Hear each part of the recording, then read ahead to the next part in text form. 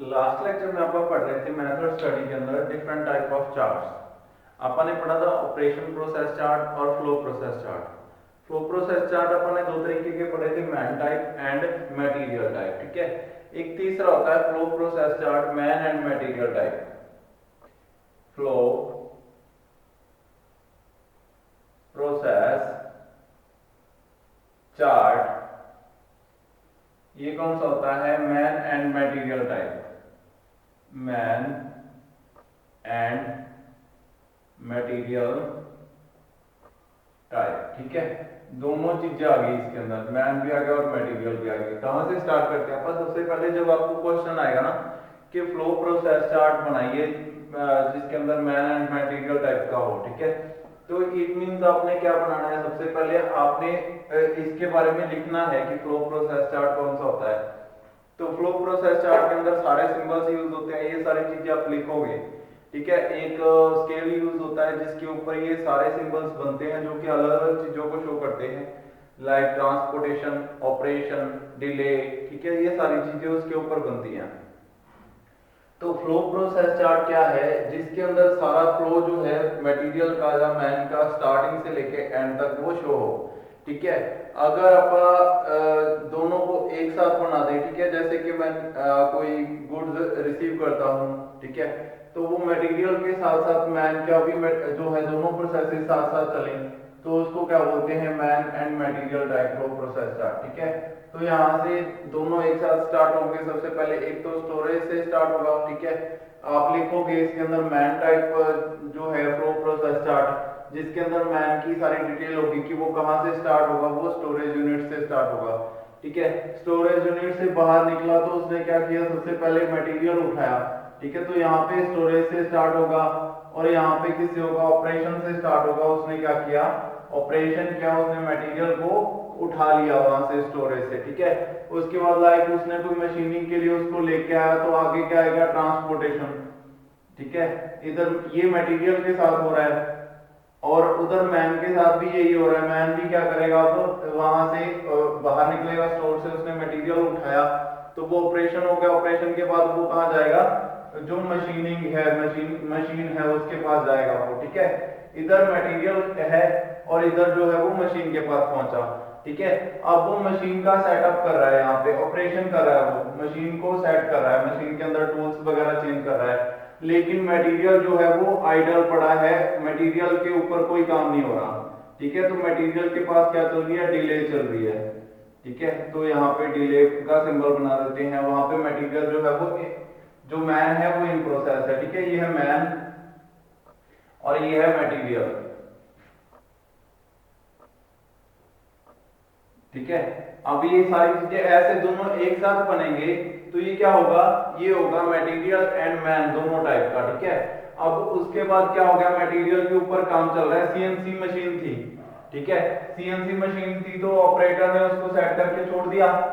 अब जो ह्यूमन है, जो मैन है, वो डिले है, उसको चाहिए कि कब मशीन जो है वो ऑपरेट करके उसको बाहर निकाले। इट मींस अब यहाँ पे मटेरियल जो है इन प्रोसेस है, वो उसकी ड्रिलिंग हो रही है ऑटोमेटिक वे से, और यहाँ पे जो मैन है वो क्या होगा? डिले पर खड़ा है, वो वेट कर रहा है कि कब मटेरियल बाहर निकले। ठीक है, जैसे ही मटेरियल बाहर निकला उसके बाद उसको क्या किया? उसने वहां से उठा के और आगे भेज दिया नेक्स्ट मशीन तक, तो ट्रांसपोर्टेशन। तो यहाँ से मैन ने भी क्या किया? उसको लेके आगे वाली मशीन पे चला गया, तो ये क्या है? ट्रांसपोर्टेशन। ठीक है, एंड में जाके ये क्या करेगा? इसको स्टोर कर देगा, तो ये तो परमानेंट स्टोरेज हो जाएगी। ठीक है, यहाँ से ऐसे, और ये ऑपरेशन करेगा उसको स्टोर करने का, और फाइनल में जाके फिर से बाहर आ जाएगा। ठीक है, तो ये ऐसे अगर दोनों एक साथ चल रहे हैं, ये इसके सामने, ये इसके सामने, ये इसके सामने, ये इसके सामने, ठीक है, और यहाँ पे फिर से और ये लास्ट क्या है? स्टोरेज। तो ये क्या है? ये है आपका flow process chart man and material both दोनों के लिए। ठीक है, अगर एक साथ चलाएं अपन तो उसको बोलते हैं man and material type of flow process chart. ठीक है, कैसे बनता है? ये स्केल के ऊपर बनेगा। ठीक है, जितनी दूरी पर जाकर मैन ने जो काम किया है उसको एक तरफ बनाएंगे, मटेरियल ने जो काम किया है उसको एक तरफ बनाएंगे। ठीक है, फ्लो प्रोसेस चार्ट ये होता है। अब बहुत ही सिंपल से चार्ट्स हैं, आपको सारी चीजें डिटेल में समझ आ गई होंगी। स्टार्टिंग में आपने क्या लिखना होता है कि चार्ट स्टार्ट कहाँ से हो रहा है सबसे पहले तो, ठीक है। चार्ट की जो अपन ने मैन्युफैक्चरिंग क्या करनी है सबसे पहले ये लिखा होता है। उसके बाद चार्ट स्टार्ट कहाँ से हो रहा है, उसके बाद चार्ट के अंदर एंड कहाँ पे हो रहा है, ठीक है। उसके बाद अपन डेटेड लिखते हैं और चार्ट बनाया किसने है ये लिखते हैं। ये डिटेल्स तो पहले आएंगी ही आएंगी, ठीक है। उसके बाद आता है टू हैंडेड चार्ट।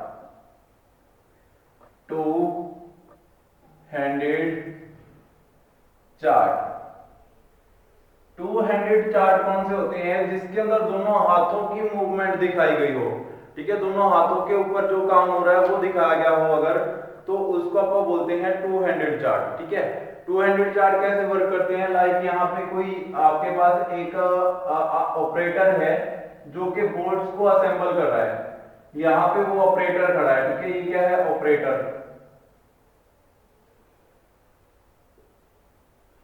ये ऑपरेटर है। यहाँ पे उसके क्या है, बोल्ट एंड नट पड़े हैं, ठीक है। एक जगह पे बोल्ट पड़े हैं, एक जगह पे नट पड़े हैं, ठीक है। लाइक ये बी से बोल्ट, एन से नट और ए से यहाँ पे उसने क्या करना है, असेंबली को असेंबल करके उसने यहाँ पे रखना है, ठीक है। तो ये क्या है, यहाँ पे वो इस तरफ फेस करके खड़ा है, ऑपरेटर जो है ऊपर की ओर फेस करके खड़ा है, ठीक है। अब यहाँ पे क्या है, एक तरफ उसके पास बोल्ट पड़े हैं, एक तरफ नट पड़े हैं। वो क्या करेगा, लेफ्ट हैंड में वो अपने जो है बोल्ट उठाएगा, राइट हैंड में वो नट उठाएगा, उसके बाद उसको असेंबल करेगा। असेंबल करके उसने क्या करना है, पीछे एक ट्रे पड़ी है उसके इस साइड, लेफ्ट साइड नीचे की ओर, राइट साइड नीचे की ओर, ठीक है। राइट साइड में उसके नट पड़ा है, लेफ्ट साइड में बोल्ट पड़ा है और राइट साइड में ही नीचे असेंबली की ट्रे पड़ी है जिसके अंदर उसने डालनी है वो बोल्ट, ठीक है। ये उसका वर्क है, ये उसका प्रोसेस है। अब उसके दोनों हाथ इसमें इन्वॉल्व हैं, एक में वो बोल्ट उठा रहा है, एक में वो नट उठा रहा है, दोनों को असेंबल कर रहा है, ठीक है। उसके बाद वो क्या कर रहा है, पीछे बोल्ट के अंदर उसके अंदर ट्रे के अंदर रख रहा है, राइट हैंड उसको ट्रे के अंदर रखने का काम कर रहा है, ठीक है। तो अब दोनों हाथों की कैसी मूवमेंट रहेगी, ये चार्ट जो होगा ये क्या होगा, टू हैंडेड चार्ट। मतलब कि दोनों हाथों से, प्रोसेस चार्ट भी बोल सकते हो इसको, two handed process chart. Process chart मतलब दोनों हाथों से कैसी प्रोसेसिंग हो रही है। तो एक साइड में लिखता हूं लेफ्ट हैंड, लेफ्ट हैंड, और यहां पे लिखते हैं राइट हैंड, ठीक है। सबसे पहले क्या हो रहा है, लेफ्ट हैंड और राइट हैंड दोनों क्या कर रहे हैं, एक साथ जो है, पहले तो वो दोनों आइडल पोजीशन पर है, नीचे हैं, ठीक है। उसके बाद वो दोनों क्या कर रहे हैं, आपस में कहां पहुंच रहे हैं दोनों, एक तो बोल्ट के पास पहुंच रहा है, एक नट के पास पहुंच रहा है। मतलब कि पहले आइडल पोजीशन पर थे और तुरंत सबसे पहले क्या हुई, ट्रांसपोर्टेशन हुई हाथों की। हाथ कहां पहुंचे, एक बोल्ट के पास पहुंचा। देखो कितनी ज्यादा जरूरी है ये चीजें। जब आप इस चार्ट को बनाएंगे ना, उसके बाद आपको पता चलेगा कि कितनी बार एक काम को करने में डिले आ रही है। उस डिले को कम किया जा सकता है या नहीं किया जा सकता, ये चीज आपने चेक करनी है। जब आपको बल्क में कोई चीज चाहिए होती है तब आप इन चीजों के ऊपर ध्यान देते हो, क्योंकि आपकी प्रोडक्शन जो है, अगर एक बार एक असेंबली के अंदर अगर 2 मिनट की डिले आ गई तो उस कंपनी में कम से कम 5000 जो है प्रोडक्ट्स बनने हैं, जो कि अलग अलग ह्यूमन बीइंग बना रहे हैं। तो उन सबका टोटल मिला के वो बहुत ज्यादा हो गया, ठीक है। 10,000 मिनट का फर्क पड़ गया, मतलब कि इतनी देर में आप और ज्यादा प्रोडक्शन कर सकते थे। तो ये चीजें निकालनी जरूरी होती है ताकि आपको पता चले कि डिले आ कहाँ रही है, कहाँ पे जाके जो है प्रॉब्लम आ रही है। तो सबसे पहले right hand and left hand दोनों क्या करेंगे, मूवमेंट करेंगे। कहां पहुंचेंगे, टू द नट। ये कहां पहुंचा, to the nut, to the nut. और ये कहां पहुंचा, टू द बोल्ट। ये कहां पहुंचा, to the bolt. Left hand जो है आपका वो बोल्ट तक पहुंचा और राइट हैंड जो है वो कहां पहुंचा, नट तक। उसके बाद क्या किया इन्होंने, अब बोल्ट, इसने बोल्ट वाले ने बोल्ट को उठाया, ऑपरेशन किया इसने, ठीक है। नट वाले ने नट को उठाया, इसने भी ऑपरेशन किया, ठीक है। इसने क्या किया, ग्रैस्प किया बोल्ट को और उसने क्या किया, नट को ग्रैस्प किया, ठीक है। ग्रैस्प बोल्ट, ठीक है। इसने क्या किया, पकड़ लिया। इसने किसको पकड़ा, नट को, ग्रैस्प नट। इसने नट पकड़ा और इसने बोल्ट, एक एक चीज उठा ली, ठीक है। उसके बाद क्या किया, अब फिर से मूवमेंट होगी, दोनों सेंटर में लेके आएंगे, ठीक है। नट और बोल्ट को दोनों को एक साथ सेंटर में लेके आ जाएगा, ठीक है। अब इनको क्या कर दिया, ट्रांसपोर्टेशन हुई हाथों की, मतलब कि दोनों ने कुछ ना कुछ पिक कर लिया, उसके बाद उनको वापस लेके आना है, तो हाथों की मूवमेंट हुई और ये कहां पहुंच गई, सेंटर में। दोनों हाथों की मूवमेंट हुई, लेफ्ट हैंड भी मूव कर रहा है और राइट हैंड भी मूव कर रहा है, ठीक है। तो दोनों ने क्या किया, अब carry to the centre position,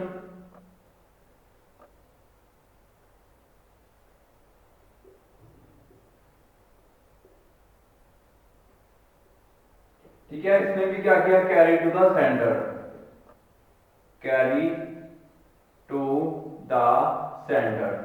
दोनों ने क्या किया, सेंटर पोजीशन के अंदर इसको लेके आए, ठीक है। तो सेंटर के अंदर जब सेंट्रल पोजीशन, सेंटर के अंदर जब इसको लेके आए, वहां पे अब क्या होगा, अब एक हिस्सा देखो, मैंने इसका हेड पकड़ा हुआ था बोल्ट का, बोल्ट को जब उठाया तो उसका हेड पकड़ा, और उसने जब नट को उठाया तो नट को सीधा ही उठा लिया। तो अब जो बोल्ट का हेड पकड़ा हुआ है उसको मूव करवाने की, कहीं भी लेके जाने की जरूरत नहीं है, उसको आप पकड़े रखोगे तो यहाँ पे क्या आएगी, डिले आएगी, ठीक है। डिले आएगी मतलब कि ये जो है इसको पकड़े रखा हुआ है, इसको होल्ड कर रखा है, ठीक है। इसको होल्ड करके रखेंगे अब पापा, और यहाँ पे लिख देता हूं, जहां स्टोरेज बना देते हैं यहाँ पे कि इसको टेम्परेरी स्टोर किया गया है, ठीक है। तो यहाँ पे टेम्परेरी स्टोरेज आ जाता है, मतलब कि अपन उसको होल्ड कर रखा है, होल्ड, ठीक है। ये क्या कर दिया, यहाँ पे इसको होल्ड कर दिया, और ये जो है इसके ऊपर ऑपरेशन हो रहा है। सबसे पहले अपन बोल्ट को क्या करेंगे, उसके थ्रेडिंग्स के ऊपर लेके जाएंगे, ठीक है। उसके बाद क्या करेंगे, प्लेस्ड ऑन बोल्ट, अब नट को क्या कर दिया, प्लेस्ड ऑन बोल्ट, बोल्ट के ऊपर प्लेस कर दिया, और उसके बाद एक और ऑपरेशन आएगा। अब आप क्या करेंगे, उसको घुमाएंगे ताकि वो उसके ऊपर चढ़ जाए, स्क्रू नट, स्क्रू नट, नट के ऊपर स्क्रू कर देंगे, उसको घुमा देंगे उसके ऊपर, ठीक है। लेकिन यहाँ पे डिले ही चल रहा है अभी भी, ठीक है। उसके बाद आप क्या करेंगे, अब ये बोल्ट जो है उसके ऊपर चढ़ गया है, ठीक है। तो अब आप क्या करेंगे, उसको जो इधर से, इधर वाले हाथ से उसको छोड़ देंगे ताकि वो दूसरे हाथ में चला जाए, ठीक है। तो अब क्या किया है मैंने, ऑपरेशन किया है, क्या ऑपरेशन किया है यहाँ पे, transfer, transfer to left, right hand, right hand के पास भेज दिया, राइट हैंड, राइट हैंड की ओर उसको ट्रांसफर कर दिया, उधर भेज दिया, ठीक है, दूसरे हाथ में। और इसने क्या किया, उस हाथ, इस हाथ में उसको पकड़ लिया, ग्रैब कर लिया, ठीक है। तो यहाँ पे भी ऑपरेशन हुआ, इसने क्या किया, ग्रैब कर लिया, grab, grab from left hand, left hand से इसने पकड़ लिया, और उसके बाद क्या हुआ, यहाँ पे ट्रांसपोर्टेशन, इसके अंदर अब डिले चलेगी क्योंकि इसका कोई काम नहीं है अब, ठीक है। अब सिर्फ ये वाला हाथ काम करेगा, ये क्या करेगा, सबसे पहले तो ट्रांसपोर्टेशन करेगा उसकी, कहां तक, इस असेंबली बॉक्स तक, ठीक है, ट्रांसफर टू असेंबली बॉक्स, ठीक है। उसके बाद फिर क्या होगा, ऑपरेशन आएगा, उसके अंदर रख देगा, और फिर क्या आएगा, ट्रांसफर आएगी दोनों में वापस नॉर्मल पोजीशन पर, दोनों हाथ जो है वापस नॉर्मल पोजीशन पर चले जाएंगे, ठीक है। ऐसे ये दोनों हाथों को जब आप एक साथ मूवमेंट चेक करते हैं तो इसको बोलते हैं टू हैंडेड प्रोसेस चार्ट। ये भी बहुत इंपॉर्टेंट है, टू हैंडेड प्रोसेस चार्ट। एक आता है मल्टीपल एक्टिविटी चार्ट, उसके अंदर क्या रहता है, मल्टीपल एक्टिविटी चार्ट के अंदर आपकी मशीन कितनी देर आइडल रही, मैन कितनी देर आइडल रहा, कितनी देर वर्किंग रही, ठीक है। ये सारी चीजें उसके अंदर आती हैं, कौन कौन सी एक्टिविटीज हो रही हैं उनका अलग अलग डिटेल आती है, ठीक है। वो बना लेते हैं आपका थोड़ा सा, उसके बारे में जान लेते हैं क्या होता है। तो चार्ट जो थे वो लास्ट ही है, ये multiple activity chart, multiple activity chart, बहुत सारी एक्टिविटीज हो रही हैं, उनका अलग अलग डिटेल, ठीक है। तो इसके बारे में आपका कैसे, इसको कैसे जाना जाता है, इसके अंदर दो तरीके के सिंबल्स यूज किए जाते हैं। अगर तो ये वाला सिंबल जैसे सेक्शनिंग की हुई है एक बॉक्स के अंदर, ठीक है, ये है वर्किंग, वर्किंग। और अगर कोई खाली पड़ा है बॉक्स जहां पे ऐसे, तो ये क्या है, आइडल पोजीशन है, इसमें मशीन जो है वो वर्क नहीं कर रही, आइडल। ठीक है, तो दो तरीके के सिंबल्स यूज किए जाते हैं अलग अलग चीज को शो करने के लिए कि ये मशीन जो है इतनी देर तक वर्किंग रहेगी। अब इसको अलग अलग स्केल पर भी बनाया जा सकता है कि लाइंस के अंदर, कि एक मशीन जो है इतने बजे स्टार्ट हुई, इतने बजे तक वर्क किया, और दूसरी मशीन उस समय पे आइडल थी। एक मैन भी बनाया जा सकता है, कुछ भी बना सकते हो। ठीक है, नहीं तो ये अलग अलग भी बनाया जा सकता है, जैसे इसके अंदर सीरियल नंबर डाल के यहाँ पे सीरियल नंबर, और यहाँ पे ऑपरेटर का बनाया जा सकता है। सबसे पहले ऑपरेटर, उसके बाद उसने टाइम कितना कंज्यूम किया, टी, उसके बाद उसने कितना देर वो वर्किंग है या नहीं है। ठीक है, अगर नहीं है तो फिर तो टाइम लिखने की जरूरत ही नहीं है। ठीक है, तो उसके बाद कंडीशन कैसी है उसकी, ठीक है, क्या कर रहा है, वो कर रहा है कि नहीं कर रहा, तो ऐसे लिखते हैं उसको। ठीक है, ये ऑपरेटर का आ गया। उसके बाद ऐसे ही साथ में, इसी के साथ में मशीन का आ जाएगा, मशीन, और उसके बारे में टाइम कितना कंज्यूम हुआ और क्या वो वर्किंग है या नहीं है। ठीक है, तो ऐसे आपका ये चार्ट बनता है। इसके अंदर ऑपरेटर सबसे पहले जैसे कुछ उसकी डिस्क्रिप्शन क्या है, वो क्या काम कर रहा है ऑपरेटर, ठीक है, उसके बाद वो कितना टाइम ले रहा है, उसके बाद वो कितना, और ये सारी चीजें इसके अंदर आप लिखते हैं। ये मल्टीपल एक्टिविटी चार्ट है। जैसे कि अब सबसे पहले उसने क्या किया, सबसे पहले सीरियल नंबर 1 लोड जॉब, तो ये क्या है, अब इसमें 0.2 सेकंड या मिनट का टाइम लगा, मिनट में ही आप लिखते हैं इसको, 0.2 मिनट का टाइम लगा, तो इट मींस इसका स्टेटस कैसा है, ये वर्किंग में है। ठीक है, और मशीन इस टाइम पे आइडल है। मशीन जो है जिसके अंदर लोड हुआ है वो क्या है, आइडल कंडीशन में है, आइडल। तो टाइम उसको कैलकुलेट, टाइम तो लिखने की जरूरत ही नहीं है, और स्टेटस क्या है, एक व्हाइट बॉक्स बनाएंगे अपन कि ये क्या है, ये खाली खड़ी है, इसका कोई काम नहीं है। ठीक है, उसके बाद नेक्स्ट जैसे सेकंड नंबर पर आप देखते हैं कि उसने क्या किया, अब स्विच ऑन किया, स्विच ऑन किया उसने, उसके लिए उसको लगे 0.1 मिनट, और इस कंडीशन में भी उसका स्टेटस क्या है, वो वर्किंग है, और मशीन यहाँ पे भी आइडल है। ठीक है, और टाइम लिखने की जरूरत ही नहीं है जब आइडल ही खड़ी है वो। ठीक है, तो ये भी क्या आएगा, व्हाइट बॉक्स आएगा।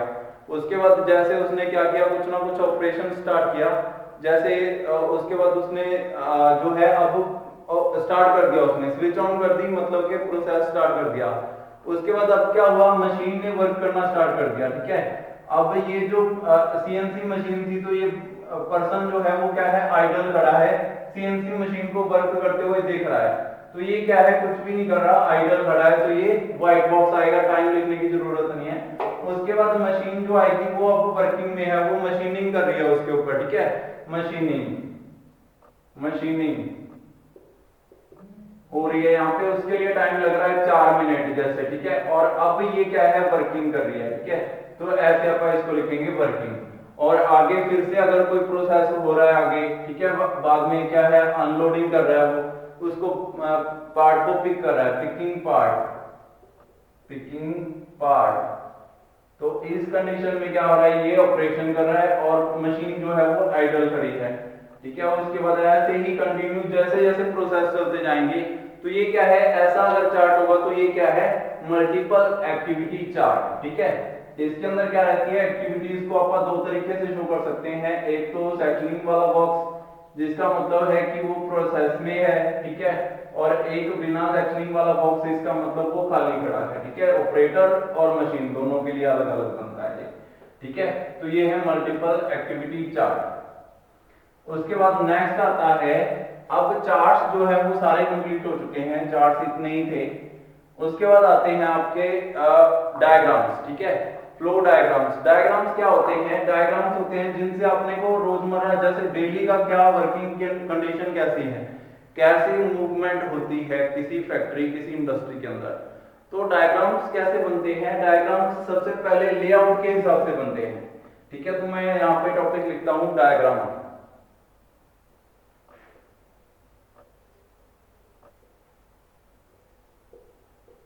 ठीक है, डायग्राम्स किस हिसाब से बनते हैं, डायग्राम बनते हैं लेआउट के हिसाब से।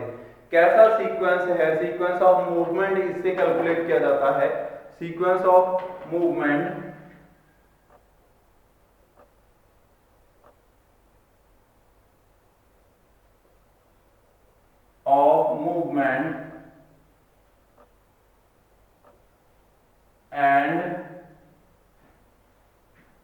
मूवमेंट का स्टाइल कैसा है, फ्रीक्वेंसी कैसी है, नेचर ऑफ मूवमेंट कैसा है, ठीक है।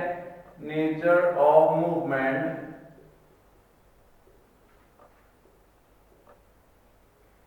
Can be analysed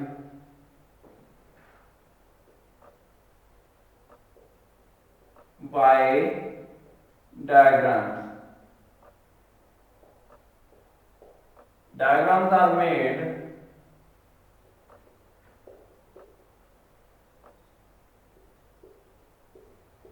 on paper through different styles.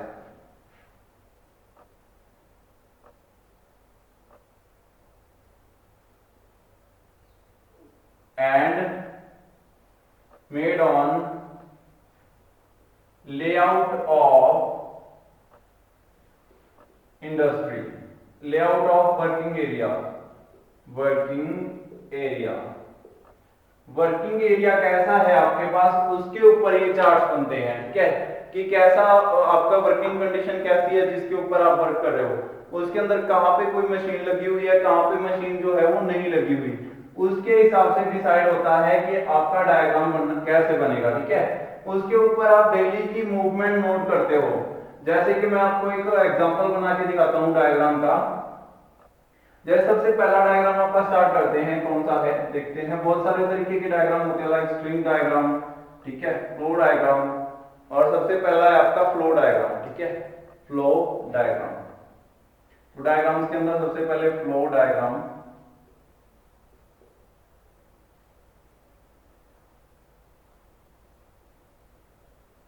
Flow diagram क्या होता है, इसके अंदर फ्लो को जो है मार्क किया जाता है एक व्हाइट पेपर के ऊपर, ठीक है।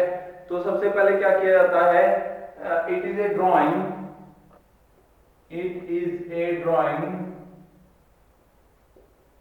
On a scale showing layout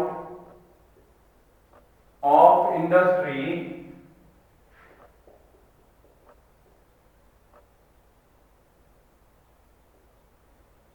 and also the movement of man or material as the purpose of